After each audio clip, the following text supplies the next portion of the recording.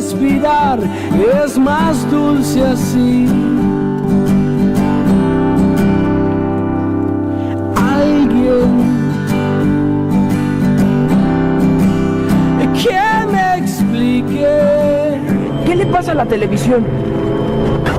El que la brutalidad pueda usarse en lugar de las palabras, estas siempre sustentarán su poder. Las palabras ofrecen una forma de expresión y para quienes las escuchan, el enunciado de la verdad. Y lo cierto es que hay algo terriblemente erróneo por este país. ¿No lo creen?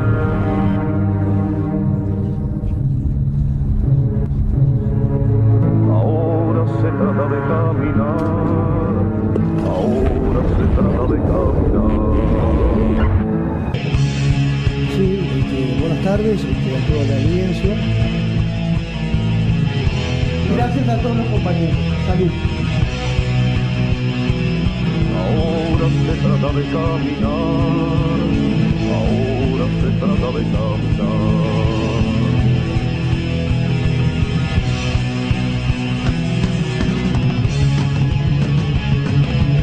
Caminando en el Oeste, el programa de Nacional del Teaputu.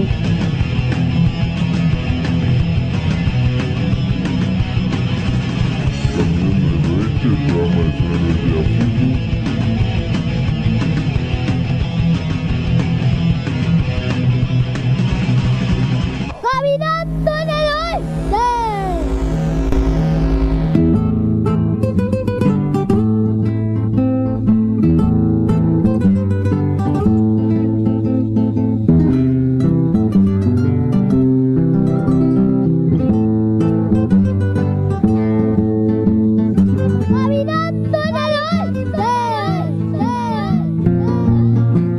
Se pregunta qué es lo que nos ha pasado, porque esta casa tan nueva de pronto se ha derrumbado.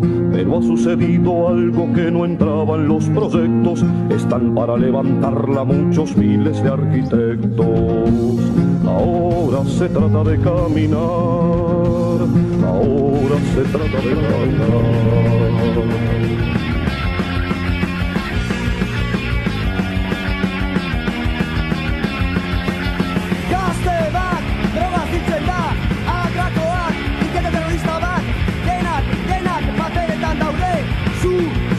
Atrapatuarle, ikurrez madarikatua, ez duzu inoiz ezer ulertuko, zuretzat kalean gertatzen dena, beti besteen arazoak dira.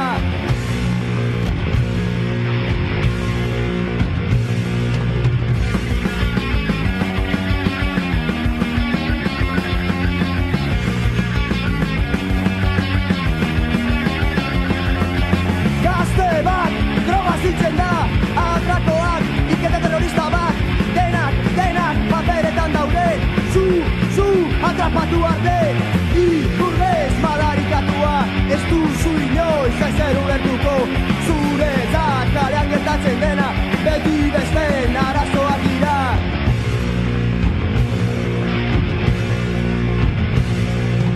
Ikurrez madarikatua, ez duzu inoiz ezer ulertuko, zuretzat kalean gertatzen dena, beti besteen arazoak dira.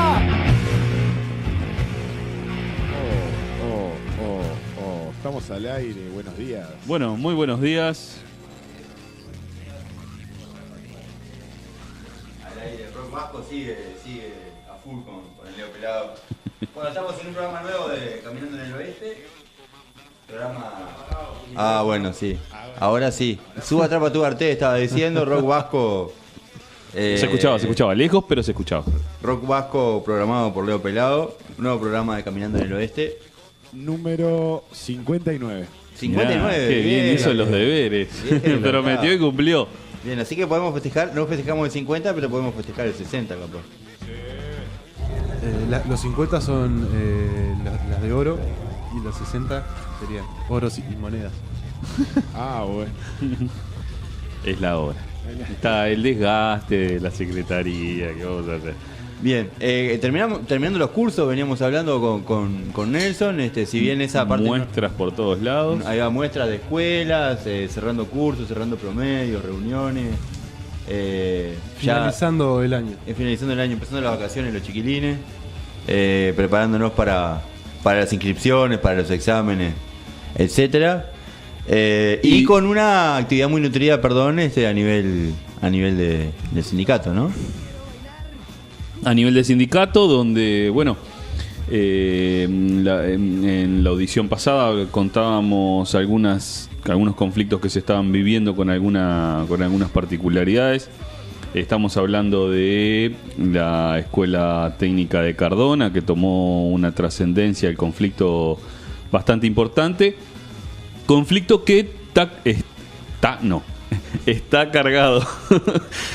Está cargado de varias particularidades que hacen a discutir más allá del conflicto mismo y ponerse a discutir, bueno, en torno al sindicato, cuáles son los métodos del sindicato, ¿no? Está bueno también porque disparó eso y es una instancia importante para que el sindicato pueda realmente discutir eso.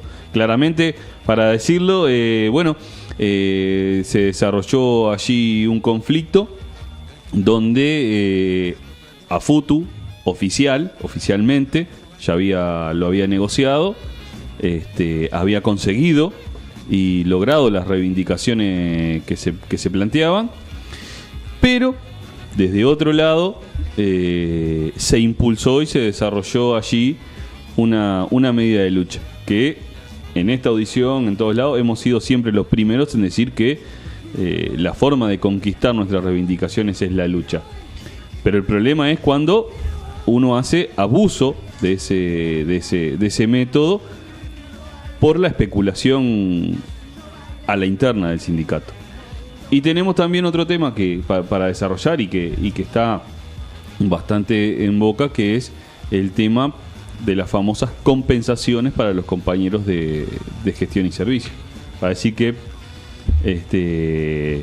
fue el planillado Cardona para ir por orden y cuando llegaron ya estaba el curso que reclamaban sobre la mesa. Se estaba ocupando una escuela para reclamar un curso que ya estaba dado, y algunos integrantes del secretariado ejecutivo de AFUTU, sabiendo eso, igual fueron los que impulsaron la ocupación, buscando vaya a saber uno qué, ¿no? Claro, el problema es el desgaste que genera en la medida, ¿no? Para ir a juntar, como se les dice, ¿no? En la interna, para ir a juntar unos votos, porque en realidad el estado de situación de campaña electoral permanente y decir, bueno, vengan, lo llevo a una lucha reivindicando algo que ya sé que lo conseguimos porque ya estaba sobre la mesa. Es más, en algún momento apeligró a no ir el curso, a ir para atrás porque decían, bueno, me están tomando el pelo, ¿no? Dicen desde el consejo, y pone en cuestión a la herramienta sindical. Sí, y además, o sea, no solo que lo pone en cuestión, sino que lo debilita, pero profundiza la crisis de legitimidad. Claro.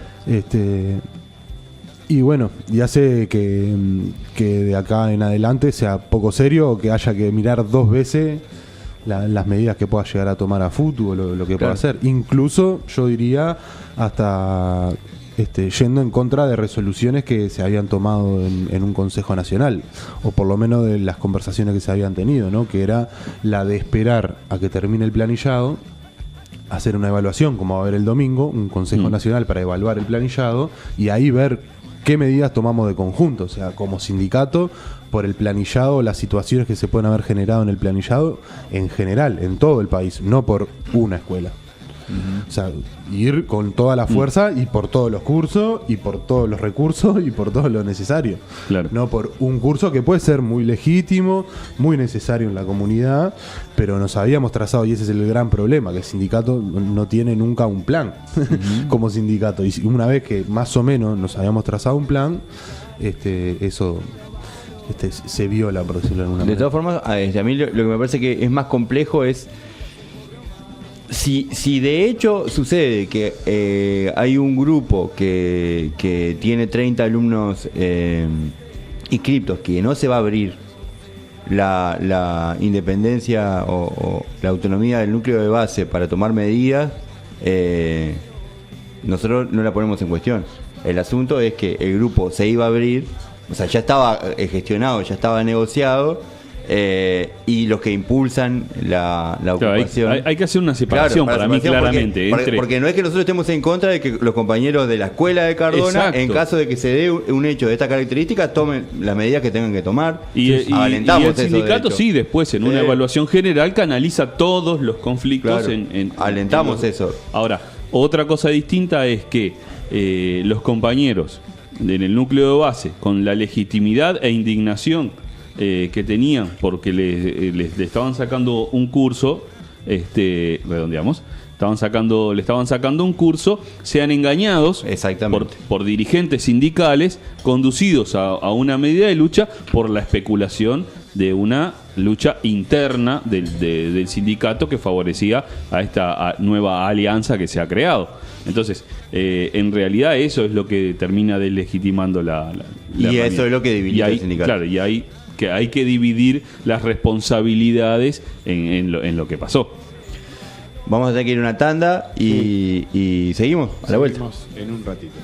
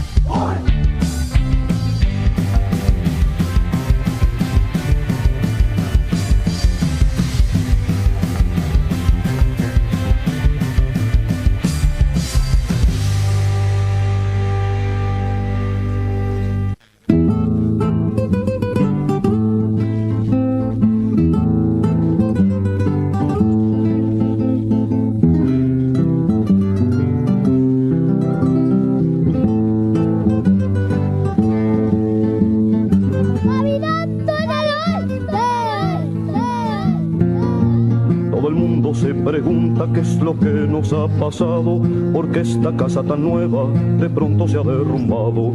Pero ha sucedido algo que no entraba en los proyectos. Están para levantarla muchos miles de arquitectos.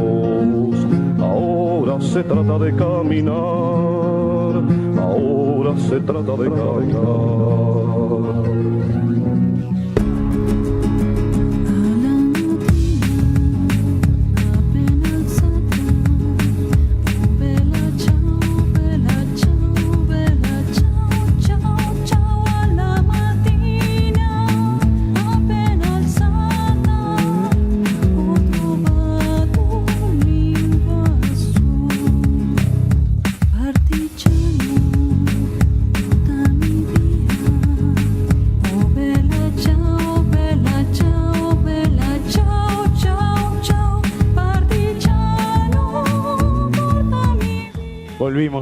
Volvimos al aire. Antes de seguir, simplemente mandar un saludo a Marga, que por una cuestión familiares no nos pudo acompañar, no estamos completos hoy, y a Jerónimo, que anda engripado.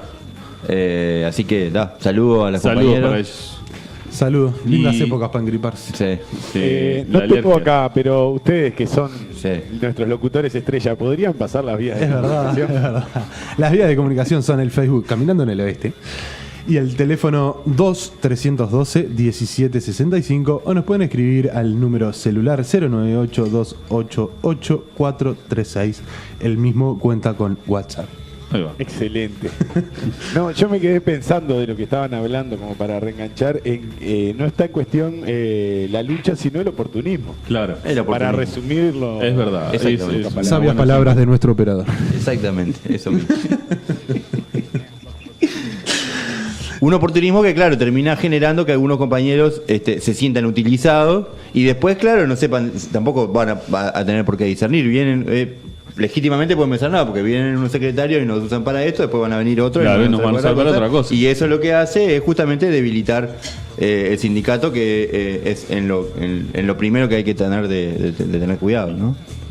Claro, y en cierto sentido tiene una misma consonancia, porque aparte es con el mismo colectivo que discutimos estos métodos, lo que está pasando en Central, que ha amanecido en estos días con pancartas, con respecto al tema de las compensaciones. También no está en cuestión la lucha, no está en cuestión... acá el tema de las compensaciones siempre decimos, las compensaciones como un paliativo, lo que hay que es luchar por salario, ¿no? Que es el problema de fondo. Pero supongamos que en el mientras tanto que no luchamos por salario, seguir utilizando la herramienta de las compensaciones está bien. El problema es que hay que discutir, y nosotros queremos ir a una discusión general de las compensaciones, y no siempre al beneficio de un sector, porque eso genera disparidad entre los trabajadores, y la verdad que no estamos para nada de acuerdo en que se fomente la inequidad, que sea el propio sindicato que esté fomentando la inequidad entre los trabajadores, porque responsabilidad en la tarea, en Central y en las escuelas, los tienen todos los compañeros que tienen servicio. Entonces hay que discutir la integralidad de las compensaciones. Ahora, cuando por especulación y por oportunismo va y se asusa, se agita solo en un sector, ¿no? Donde además es sensible a determinadas cosas y hay determinada historia atrás, es muy fácil generar un foco donde después digan, yo te soluciono y mira, estos otros son los malos, no te lo quieren dar, cuando en realidad tenemos que entender que los trabajadores tenemos que luchar en conjunto por el bienestar de todos los trabajadores y no ser egoístas y decir, lucho ahora en mi bolsillo. Sí, y menos dentro de un sindicato, ¿no? O sea, unión de, asociación de, ¿no?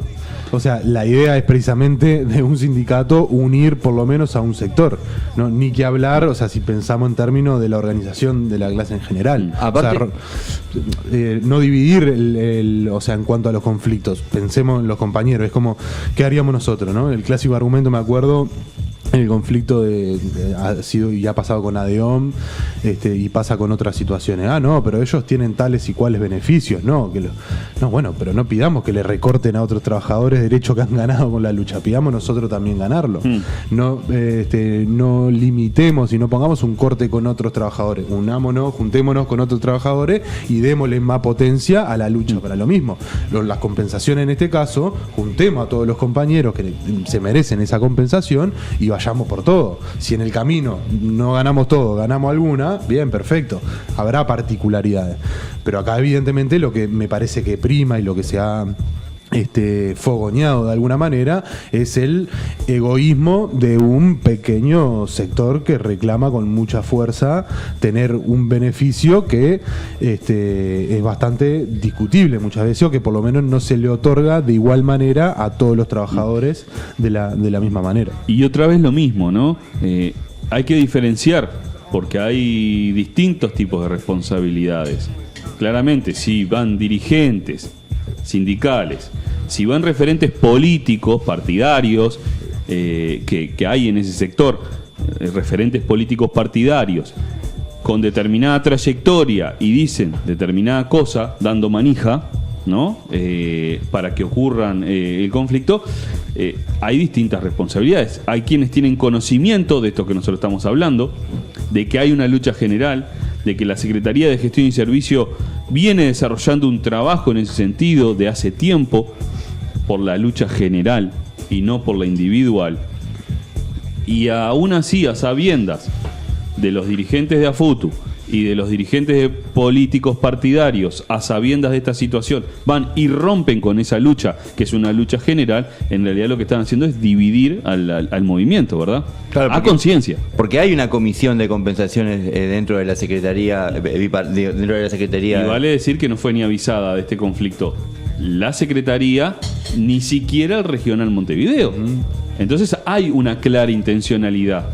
Claro. Por eso digo, hay instrumentos del sindicato ya trabajando en pos de obtener compensaciones generales para todos los funcionarios de gestión y servicios.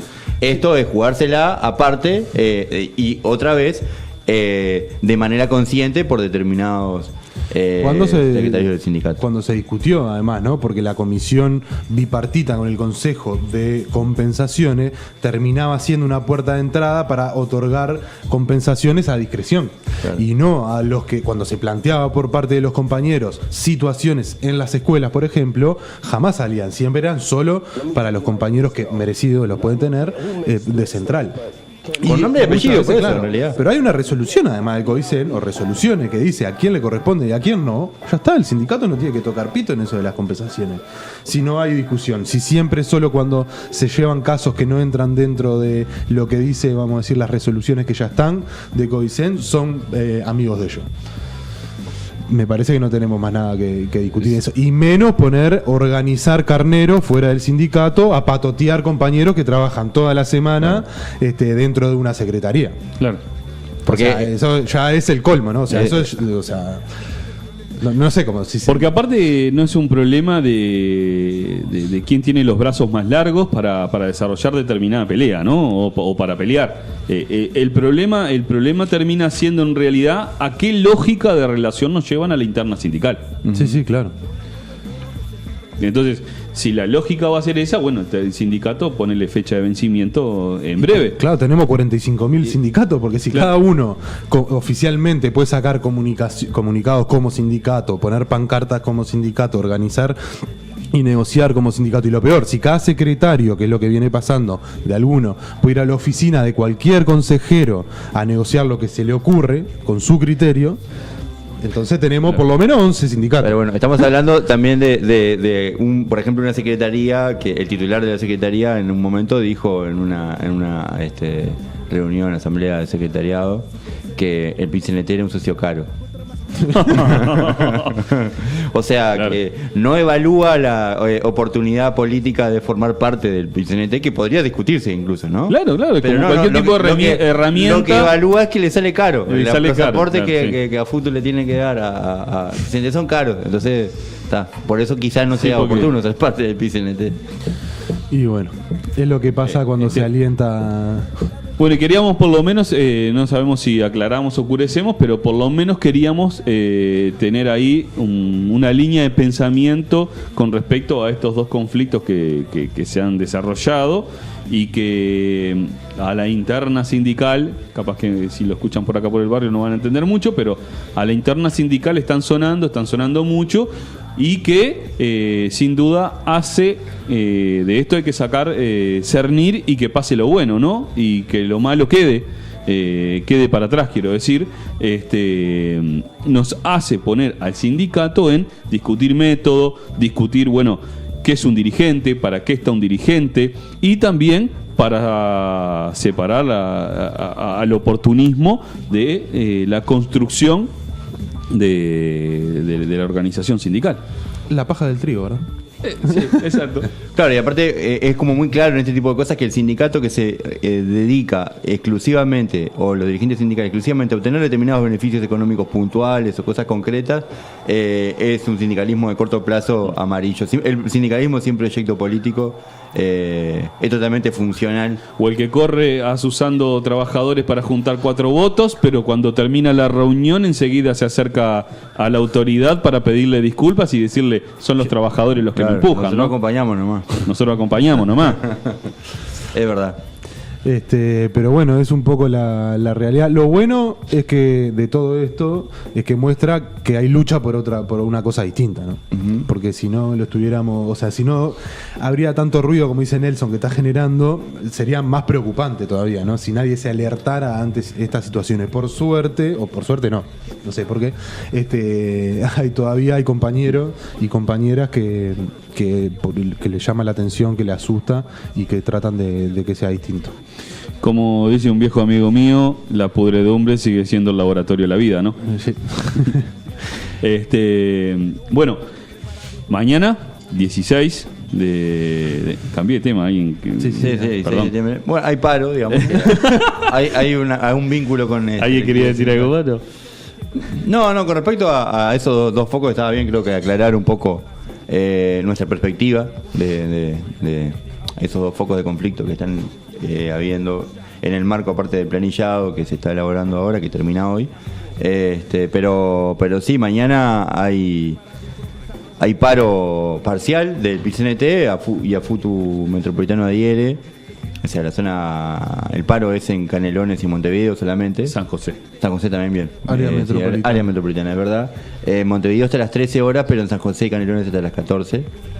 El PIT-CNT resolvió paralizar de 9 a 13 horas. En Montevideo. El PIT-CNT, sí. En Montevideo.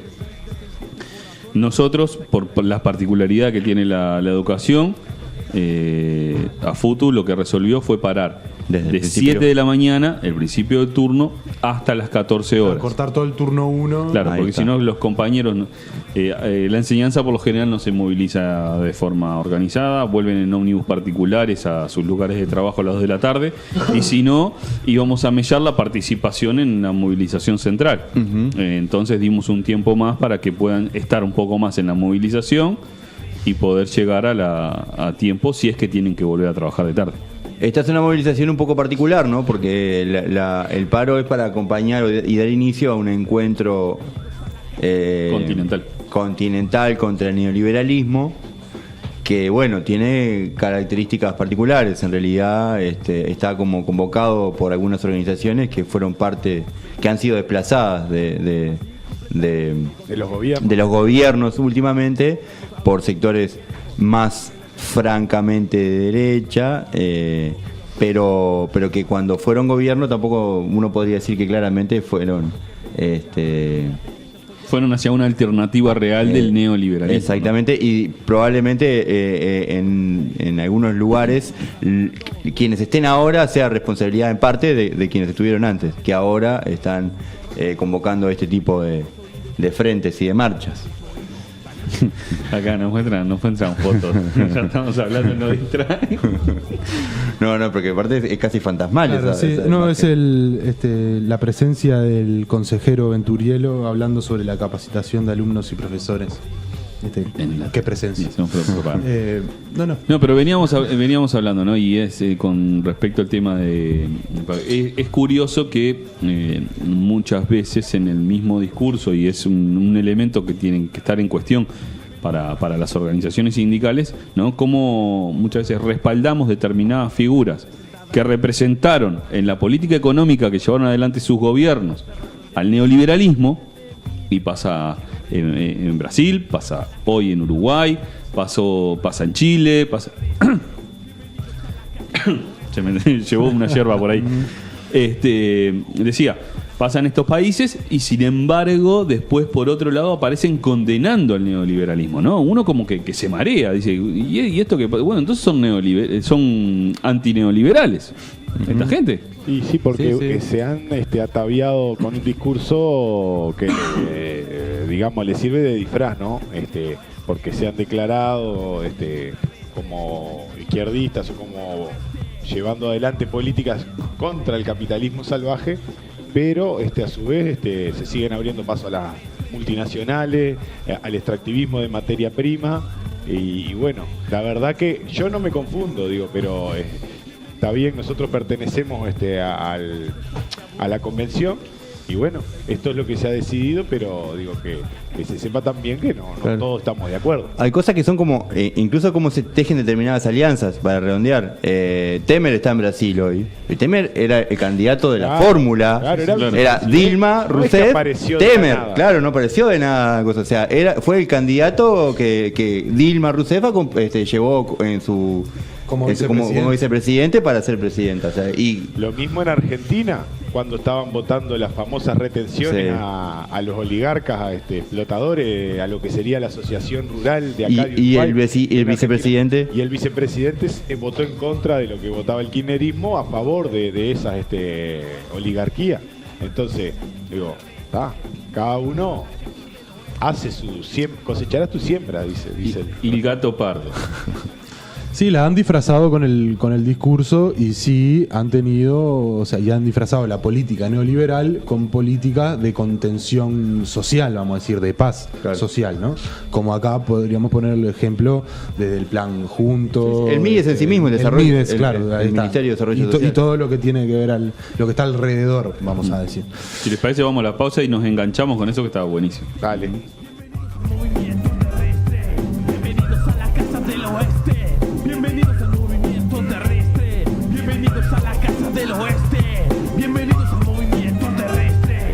Bienvenidos a la casa del oeste. Bienvenidos al movimiento terrestre. Bienvenidos a la casa del oeste.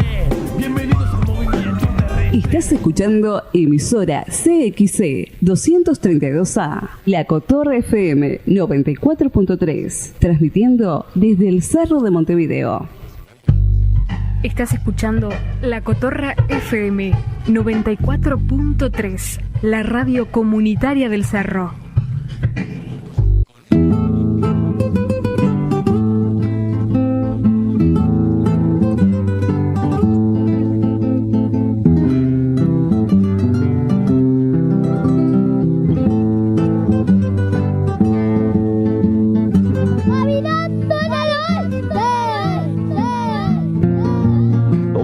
Se pregunta qué es lo que nos ha pasado, porque esta casa tan nueva de pronto se ha derrumbado. Pero ha sucedido algo que no entraba en los proyectos, están para levantarla muchos miles de arquitectos. Ahora se trata de caminar, ahora se trata de caminar.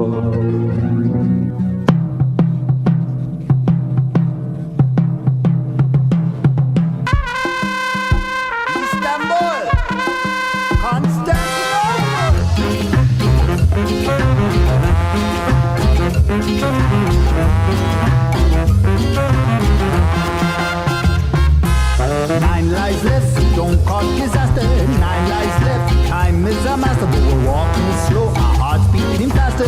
Make our way to Istanbul. Now the crescent moon and the stars that reach beyond whisper to us secrets I can only find it. No golpee la mesa, no golpee la mesa. Hemos vuelto. El calor hace que la percusión esté más presente. Más con los ritmos tropicales del ska cubano. Exactamente. Y hablábamos, bueno, de las alianzas de determinados sectores, veníamos hablando de eso, ¿no? Y de cómo, de la capacidad esa de gatopardismo, ¿no? De hacer que cambie todo para que no cambie nada. Para que no cambie nada. Que hubo de parte de determinados sectores políticos en la América Buena Latina. película, vieja, pero... Una novela de, no me acuerdo el nombre de pila, pero Lampedusa es el apellido del italiano que escribió la novela, y Luchino Visconti fue el que la filmó. Yo vi la filmación. ¿Qué la tiró? ¿Cuánta cultura acá?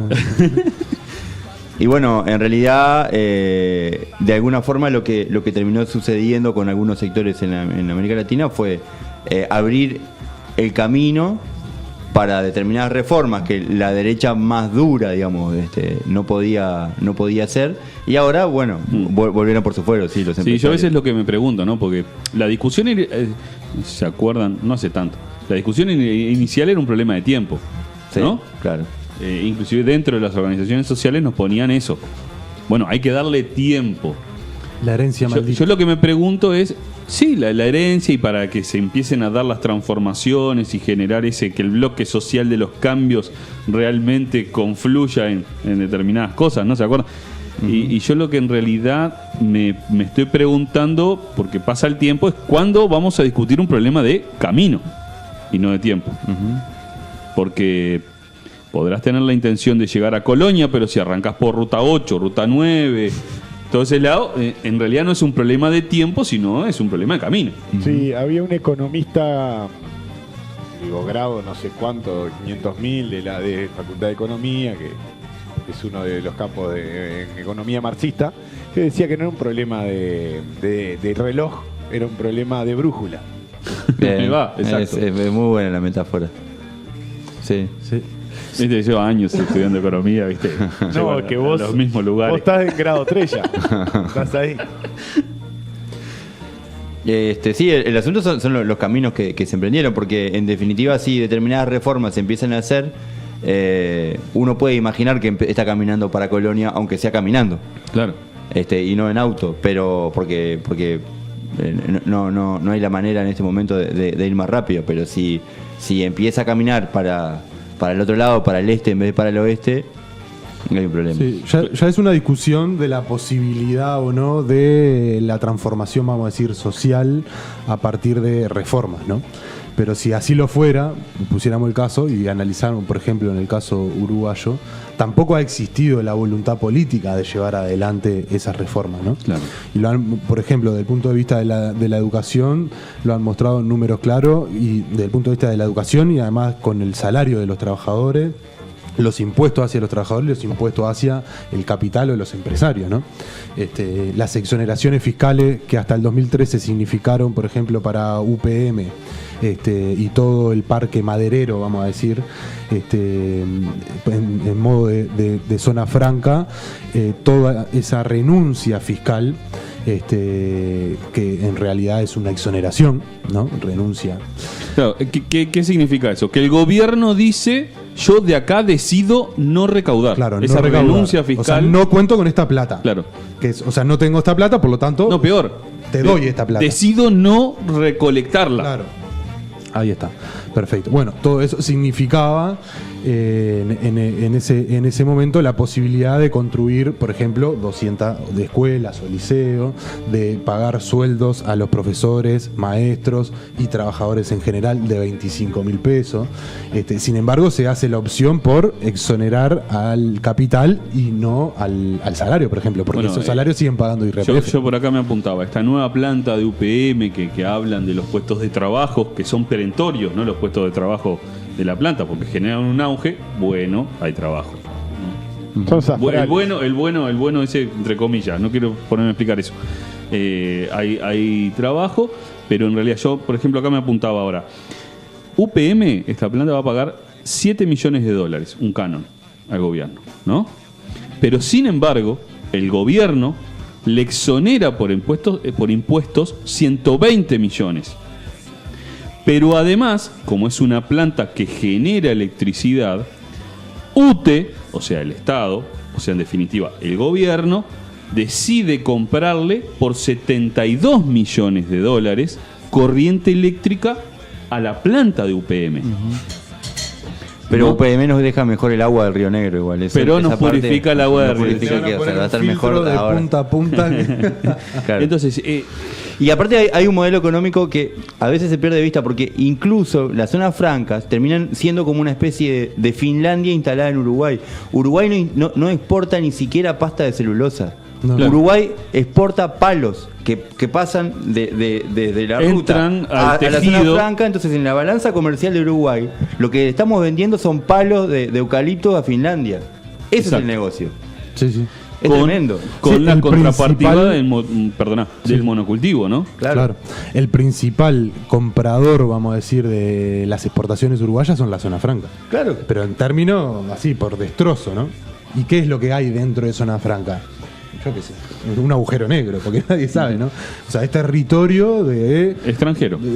Totalmente.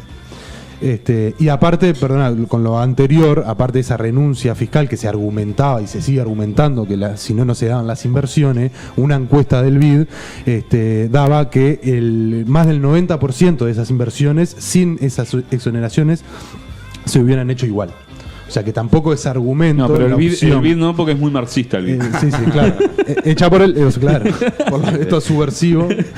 Cuando era presidido por Enrique Iglesias, fundamentalmente. Claro. Por el comunista. Entonces, tampoco ha habido una opción política desde el punto de vista de las reformas, la posibilidad de avanzar, porque hay un consenso, y que es el consenso del Conrad, vamos a llamarle, cuando asume Mujica, que este señor López Mena le hace una reunión con 500 empresarios en el Conrad, Esos son los que mandan, ese es el acuerdo, ese es el gobierno. Y todos los partidos de oposición sobre eso tienen acuerdo. Hay consenso de gobernabilidad, hay consenso en términos de materia de política económica. Lo que no hay consenso es en quién se lleva la mayor cuota de la administración de ese poder. Y entonces ahí es necesario generar luchas, rencillas por más o menos seguridad, por una limosna más, una limosna menos, por si pintamos la pared de rosa o la pintamos de verde, y ahí es donde se lucha y donde hay oposición política. Pero distraen sobre el chiquitaje, ¿no? Sí, y volviendo a hacer lo mismo, generando una política económica que es quizás hasta más neoliberal que la anterior. Después, cuando se ven desplazados, esos sectores, cuando se ven desplazados porque viene quizás personas que parecen más neoliberales, pero que no lo son más, se generan estos encuentros antineoliberales o empiezan a tomar otra vez el discurso de que estaban en contra del neoliberalismo que habían implantado o que habían llevado adelante eso mismo.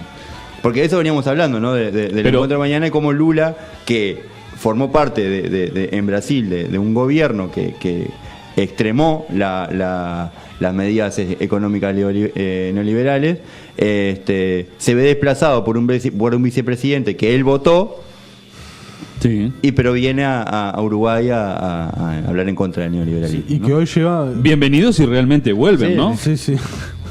Y que hoy llevan, Temer lleva las políticas, y continúa las reformas que empezó Dilma. Claro. ¿No? Que acá hay novedad. Claro. Recordemos, por ejemplo, el Mundial, las Olimpiadas, la mar en coche.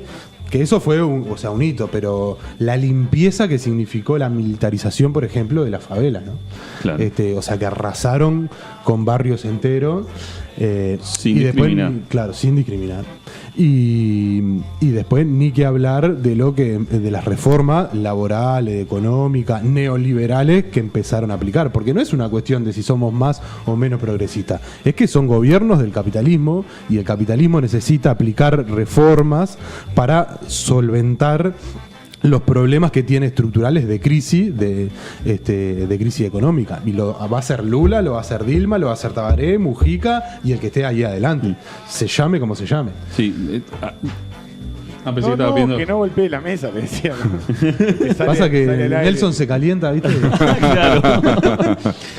No, yo quería decir dos cosas. Primero, de nuevo, no está en cuestión el luchar contra el neoliberalismo. Bienvenido sea.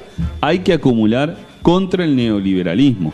Si hay un sistema que ha demostrado de norte a sur, de este a oeste, en todo el planeta, que ha fracasado desde el punto de vista de los intereses de los pueblos y de los trabajadores, que nos lleva a la destrucción, y que nos lleva a la destrucción, es el capitalismo. Ahora, no significa esto que tampoco se agarre de patente de corso, ¿verdad? Y nos engañen, no. Luchemos contra el neoliberalismo, estamos todos juntos luchando contra el neoliberalismo, pero señores, tenemos los ojos abiertos y lo estamos mirando también, ¿no? Sí. Y han aprendido, ¿no? Obviamente, porque todos estos gobiernos llegan a los gobiernos a partir de las luchas importantes que se dieron, incluso hasta insurrecciones, ¿no? Durante los primeros años del 2000.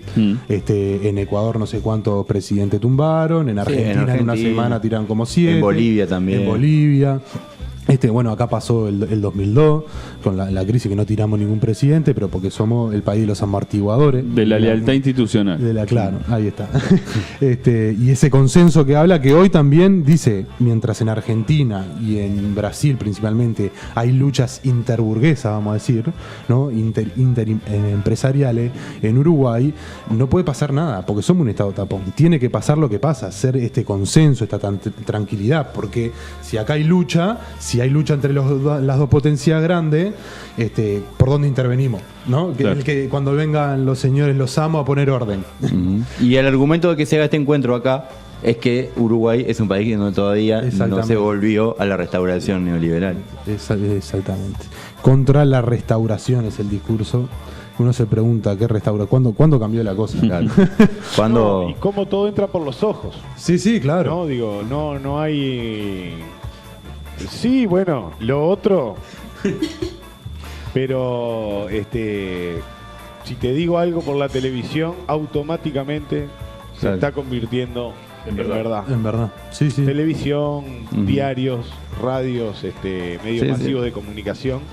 Que bueno, por suerte hay gente que lee libros acá todavía y dice los títulos y presta libros, muchas gracias. Pero sí, realmente eso es lo que más asusta, como Goebbels 60 años después, o no sé, 70 años después, el ideólogo propagandista nazi está más vigente que nunca. Sí, hay que recordar que la categoría restauración sí se utilizaba para hablar de las vueltas de las monarquías absolutas después de que los jacobinos le cortaron la cabeza a algunos reyes en Francia.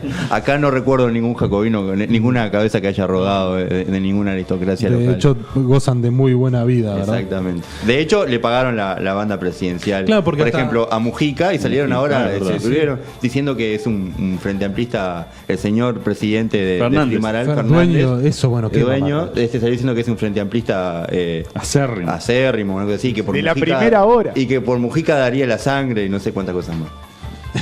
Pero dejaba un montón de gente sin laburo mientras... Claro, pero lo que dice de lo que entra por los ojos, ¿no? O sea, la necesidad de la burguesía internacional de salir a promocionar a Mujica como el presidente más pobre del mundo, para poner el acento en las crisis en Europa en los problemas de corrupción y no estructurales capitalistas. Pero acá el señor tiene más de 8 millones de pesos. No sé, le pregunto a ustedes, ¿alguno tiene medio millón?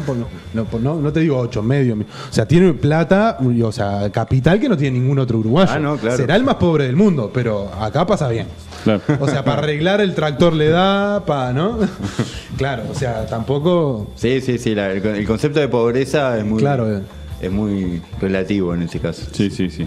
Pero bueno. Y que la desprolijidad no es concepto de pobreza, ¿no? Una cosa es ser desprolijo, otra cosa es ser pobre. Claro, si lo comparamos con gente que andaba en Audi, a dirigir que iba en Audi a dirigir la Asamblea General, es otra cosa.